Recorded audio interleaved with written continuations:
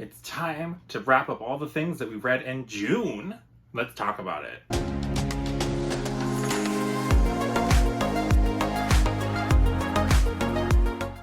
Hi guys, welcome back, bienvenue and all that jazz. It's time to talk about some books. Or in particular, today we're talking about the 13 books that I managed to get to in the month of June. So before we dive straight into some of those books and some thoughts, feelings, emotions, etc., let's talk about some statistics. So, like I said, I read 13 books for a total of 6,189 pages, which, that's a lot. But in my defense, Alex was playing a lot of video games this last month, and so it's games that I've seen him play. He's been like replaying some of his old favorites, and so when he was doing that, I have just been reading on the couch next to him. So that's kind of where all the extra reading time came in.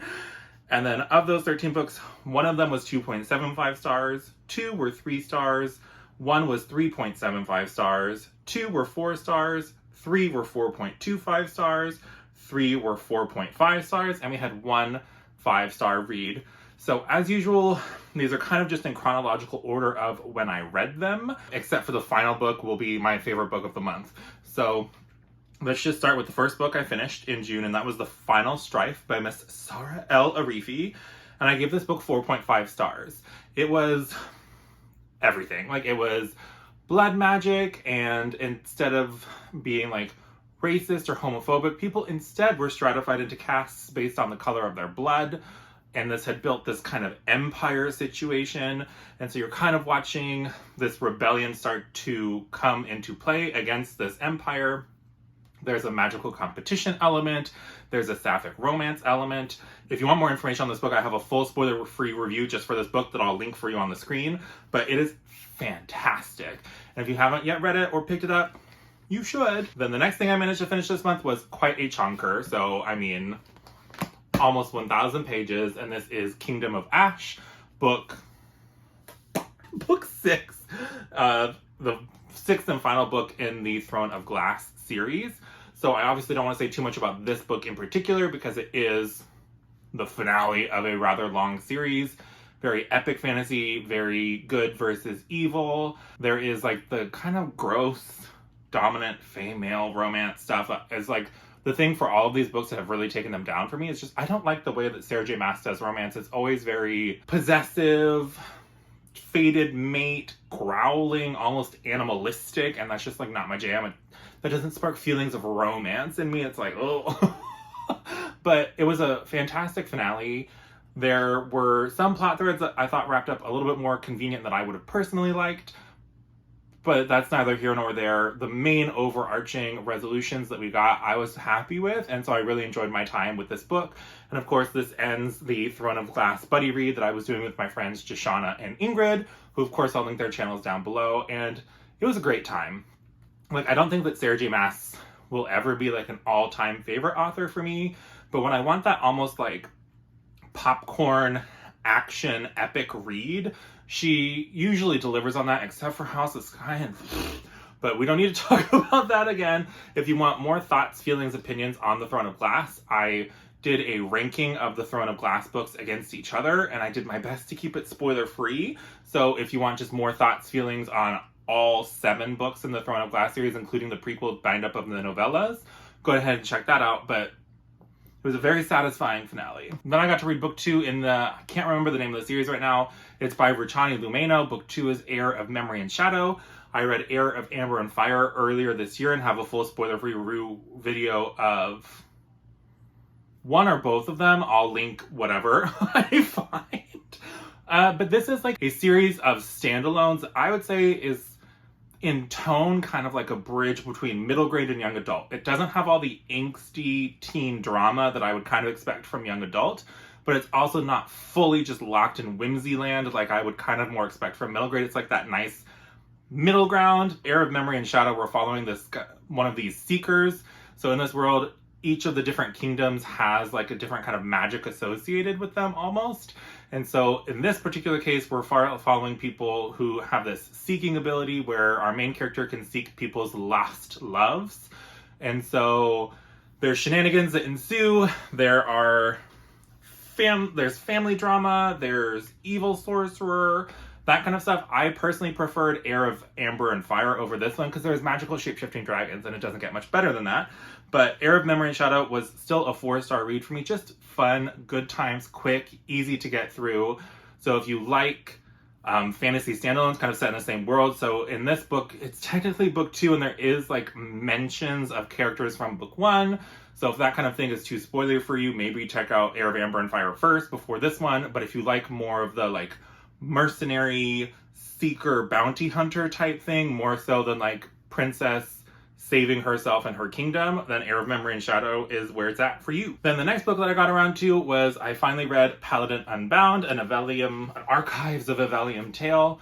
So this book follows a orc paladin or half orc, I don't know. Yeah, mongrel half orc blood. So we follow a half orc paladin and he gets kind of thrust into this fight against a big bad. The only problem, so this book was fun. It definitely gave me kind of Forgotten Realms D&D-ish vibes. However, most of the Forgotten Realms series are split up into these trilogies so that you get to have like these different arcs throughout. This book, it's pretty short. It's only like 300 something pages, or barely 300 pages. It's like 315 pages. So I think that this book had 3 distinct arcs within it, and I almost wish that it had been split up into 3 individual novels as like a full trilogy to explore each arc more fully, because I just didn't feel like we got time. The suspense didn't really get to build before we were already getting towards resolution, and just like nothing really felt like I got to sit in there and have these like epic adventure feelings because it was just like so fast. But that being said, if you want just fast-paced, non-stop adventure with none of the really in-between times, then this would be perfect for you. For me personally, I would have wished that it was just split up and the author got to take more time, because some of the things were really cool. It definitely, like I said, gave me very much Forgotten Realms vibes, which is so my jam, because Forgotten Realms forever. But because of like just the breakneck speed and no real time to like get to know the characters or care, it kind of knocked this book down for me personally. But if you're looking for just a fast, popcorn, non-stop action, breakneck pace, fully plot-focused story, then this book is great. Then the next book I got to is The Girl Who Fell Beneath the Sea by Miss Axie O. And so I had been hearing a little bit here and there about this book when it came out earlier this year, and it is fantastic. So if you're looking for that kind of whimsical Miyazaki Spirited Away vibe, but in book form, you're not going to find better than The Girl Who Fell Beneath the Sea. We follow our main character who lives in this village, the village and surrounding areas are basically being decimated by these really intense storms. And so they believe that these storms are being sent to them by the sea god. And so every year or every season, I don't remember, they sacrifice a beautiful maiden from their village in order to try to placate the sea god to stop destroying their village. And so at the very beginning of this novel, we're on a boat with our main character, her brother, and his fiance. His fiance is the one who is meant to be sacrificed, and our main character sacrifices herself in her place and gets taken by this sea dragon down into the spirit realm where she's supposed to be the bride of the sea god. And once we get into the spirit world, there's this new element that comes into play, these like red ribbons of fate that connect fated people. And I don't really want to give you too much information. We basically are exploring the spirit realm and finding out why the sea god is out of control and making all of these storms and what's going on as she tries to save her village from being ravaged by these storms. So it's just, we're in the spirit world, exploring all these different spirits. It's based on a Korean folk tale, and it is just fantastic. So I can't recommend that highly enough. I give it 4.25 stars. If you're just looking for that whimsical, just adventure, there is like a romantic plot thread, but for me, it was almost secondary to like the vibes of like the spirit realm, and just like the cool, quirky, like folktale elements really are what sold this book for me, not necessarily the romance, but there is one there if that is your thing. Then I read Peace and Turmoil by fellow booktuber Miss Elliot Brooks, and this book is fantastic. So it is her debut self-published start to an epic fantasy series that is currently planned to be 5 books long. It gives you very political machinations, very much like Final Fantasy vibes, which, I mean, if you know or have been following Elle for any period of time, you know that Homegirl loves Final Fantasy, so like that's not totally surprising. And it's just great. Like, I have a whole spoiler-free review video for that book in particular, so if you want more thoughts on Peace and Turmoil, you can go watch that video. But I would highly recommend it if you like kind of character-focused political fantasy, because I'd say like the first third of the book we're pretty slow. We're just being introduced to all the individual characters. The middle third is this really epic battle, and then the last third is kind of the political fallout and political machinations between these different neighboring kingdoms in response to what has been happening in that middle third. And it's definitely paving the way for a much deeper, more lore-rich second book and beyond. And so if that sounds good to you at all, you should definitely read it. And you should also be aware that it is like so many goodies are added in. The chapter headers are from this map to remind you of where in the world you are, that Elle made the map herself. She also did a bunch of character drawings and art throughout the book, and then she commissioned different creature drawings throughout the book. So there's just so much art and so much care and time went into this book. And so if you've been thinking about it and you're on the fence because it's a booktuber book, I would say it stands on its own legs as one of the great self-pub books that I've read this year, and you should definitely check it out. I gave it 4.25 stars. After I finished Throne of Glass, I decided I was going to start reading some of the favorite books from some of my favorite friends that I've made on BookTube. And so the one that I started with was City of Girls by Miss Elizabeth Gilbert, which is one of Jashana's favorite books of all time. I didn't really know what I was getting myself into, and I think a lot of the messaging was lost on me because I am not a woman, and like that's not my experience through life, because this book is historical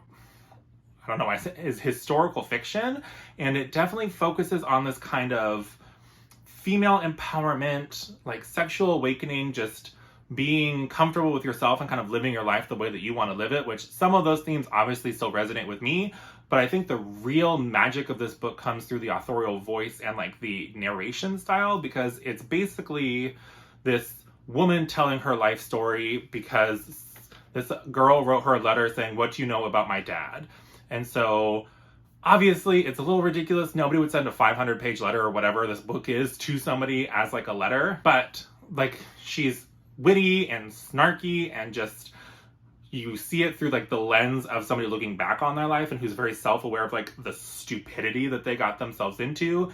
And so if you kind of like, almost like Karen from Will and Grace, but a little bit less like overtly sexual with their jokes, just a little bit more like witty instead, then I would say check out City of Girls. It's great. I still give it 4 stars, but I do think that it would resonate much more with a female audience than it did for me personally, but it was still a good time. It was just fun and entertaining, and I don't read much historical fiction, so I didn't really know what I was getting myself into, but it was still a good time. Then we got into a impromptu buddy read that I did with Elle, and I have been wanting to reread this series because the next book is coming out in, I want to say November, and that would be the Keeper of the Lost Cities series by Shannon Messenger. So Elle had never read this series before. I've read all of the books that are currently published, but I want to reread them because it's been a few years to get ready for the next book coming out. And so Keeper of the Lost Cities is like a middle grade series. I would say, like, obviously, like, the books are pretty chunky for middle grade, and this is, like, the smallest of the lot. And it does age up a little over time to be into, like, the more young adult section, but it's just a tale of whimsy. It's very a la Harry Potter in that it's almost like middle grade urban fantasy, where the main character is an elf, and there are these hidden elf cities, and she doesn't know that she's an elf and gets like whisked away into this magical world and gets kind of thrown in the deep end to kind of figure out what's going on. And she is the center of some kind of plot that we're just kind of getting the first threads of here. We don't really know what's going on. And so we spend a lot of time following her at Foxfire Academy, like a magic school setting, learning about herself, her powers, if you will. But in this world, they don't consider it magic. They consider it science, but it's basically magic. But it's just so much fun. So if you just want whimsical, middle grade fun, but with like an overarching and a little bit darker of a plot than I see in a lot of middle grade, then I can't recommend it more highly enough. And on reread, I gave this book 4.5 stars. Then I was talking to my friend Mara from Books Like Whoa, and I was like, hey, I know you read a lot of weird sci-fi romance, So if I just happened to want to dip like a tiny pinky in there to see what it was like, what book would you recommend? And Homegirl recommended to me Ice Planet Barbarians by Ruby Dixon. And it's not good. I can see some of the appeal, like maybe if you're just in it for like the ridiculous fun, but it's almost like if somebody tried to take like a porn plot and turn it into a book. It's there's multiple instances of sexual assault, especially in the first couple of chapters. There is weird sci-fi reasons for almost like a fated mate thing, which you already know is not my jam. The main love interest is very much that protective, domineering male thing, and I just cannot with any of it. And it's very, like, you just cannot look at this too closely. Like, if you want to just sit back and have weird, ridged alien members that vibrate slightly, and descriptions of all of the folds and tongues and all of that kind of stuff, then maybe this is the book for you, but it was definitely not the book for me. I gave it, I think on Goodreads I have it as 2.75 stars, but the more I talk about it and sit with it, the like less I want to think about that book ever again. So it keeps going lower and lower and lower for me. Right now, it's probably honestly like a 2-star. It's not good. And then I don't know why I keep doing this. I stayed in my fantasy romance lane and I was reading Restless Slumber, which is book 2 in the Fortuna Sworn series by K.J. Sutton. And I don't know. So I think when I read fantasy romance, I kind of, since Anita Blake and Mary Gentry are kind of like the gateways that I got into with kind of urban mystery fantasy romance, they focus a lot more on the plot, and the romantic elements are kind of like a subplot. And for something like Restless Slumber or Fortuna Sworn, the romance is much more like the focal point, and there's like these fantastical things happening around it. But it's, I don't know, like in the second book in particular, I was like, okay, are the stakes ever going to get like bigger?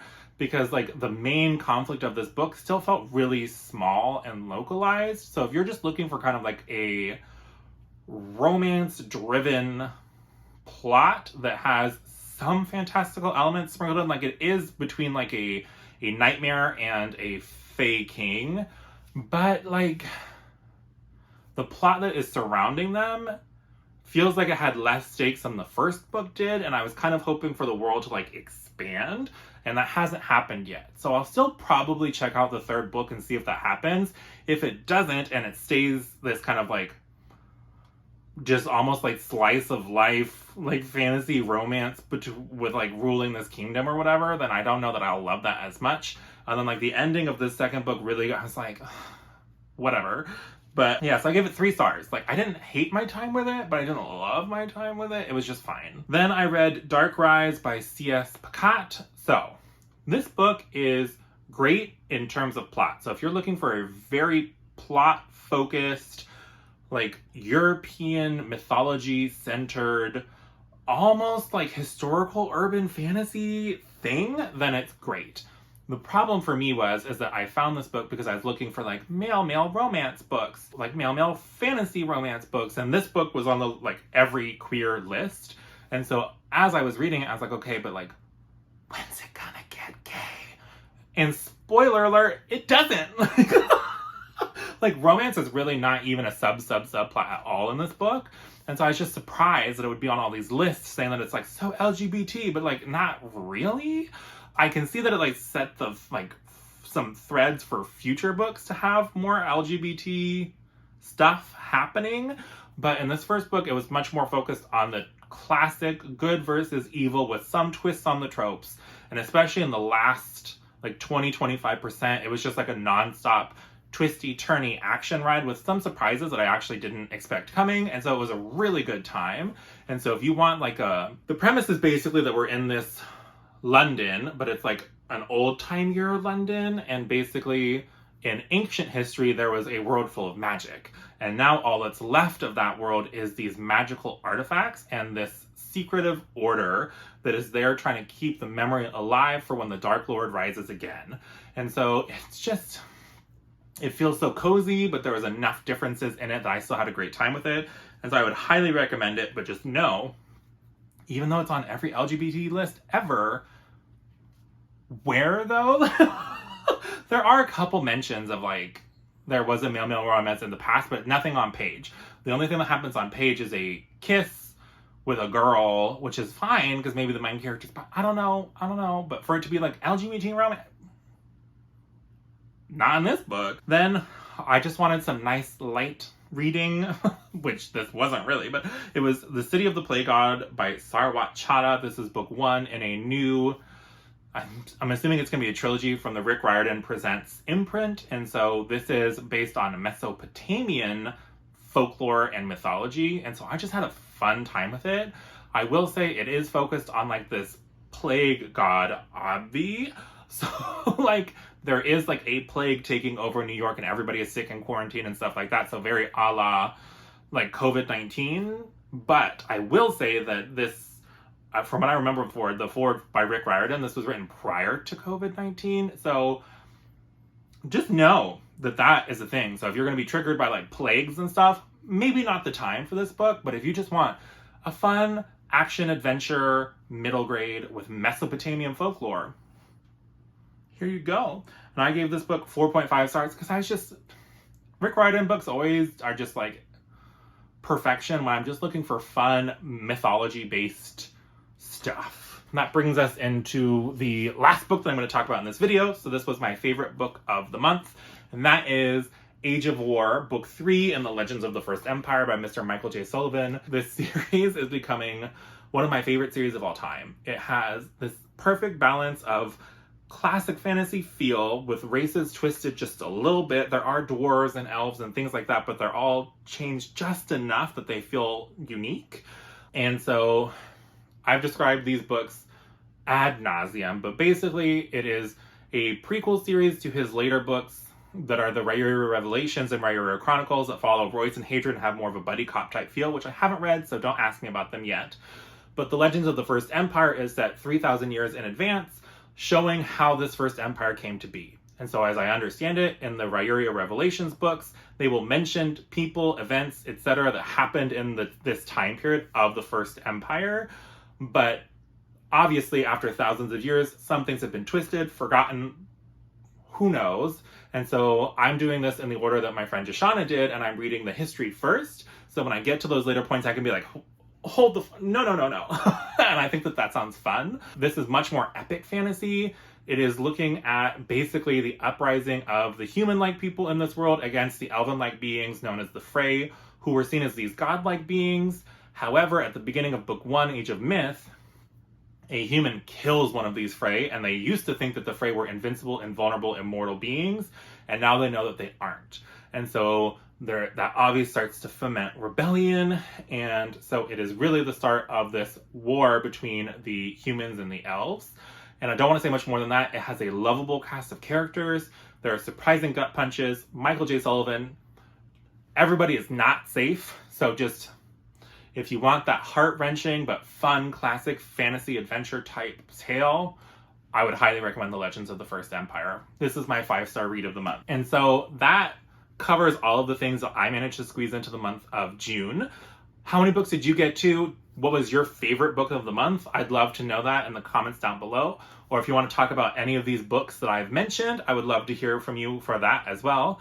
And like usual, while you're down there, go ahead and hit that like button. Subscribe if you haven't already to see more bookish shenanigans like this from moi.